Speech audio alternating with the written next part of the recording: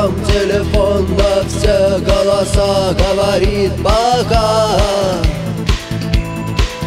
пора. И пальто на гвозде, шарф в рукаве и перчатки в карманах шепчут: подожди до утра, до утра. Но странный стук зовет дорогу.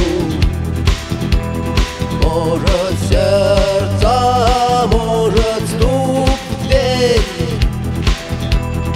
И когда я обернусь на пороге,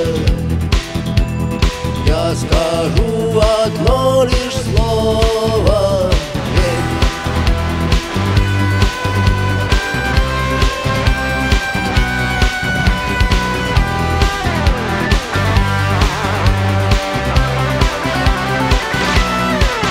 И опять на вокзал, и опять к поездам, и опять проводник выдаст белье и чай.